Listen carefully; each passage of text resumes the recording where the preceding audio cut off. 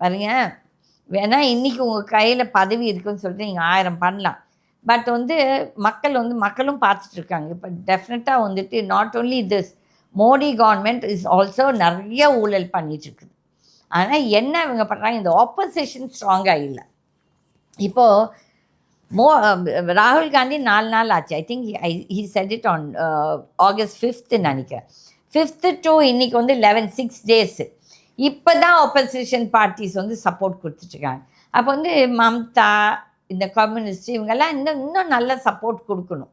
ஆனால் யாருமே வரல. இப்போ தான் வந்திருக்காங்க. இப்போ எல்லோரும் வந்திருக்காங்க. இன்றைக்கி எல்லாருமே ரோட்டுக்கு வந்திருக்காங்க. ஐ திங்க் இட்ஸ் ஒரு 300 எம்பிஸு ஒரு இதில் போயிருக்காங்க. அப்போ வந்து அவங்கள அரெஸ்ட் பண்ணுறாங்கன்னா, அப்போ என்ன ஒரு திமிர்த்தனவட்டா இருக்கும் இந்த மோடிக்கும், இந்த மோடி கவர்மெண்ட்டுக்கும், இந்த பிஜேபி கவர்மெண்ட்டுக்கு. அப்போ வந்து இது ரொம்ப நாள் இப்படி போகாது. ஆக்சுவலி இந்த opposition is smart means they should all resign. இப்போ எப்படி வந்து பீகாரில் நாங்கள் எலெக்ஷன் நிற்க மாட்டேன்னு சொல்கிறாங்களோ, அப்படி இருக்கக்கூடாது. மொத்த ஆப்போசிஷன் ரிசைன் பண்ணணும். அப்போ it will be a collapse of the democracy will collapse.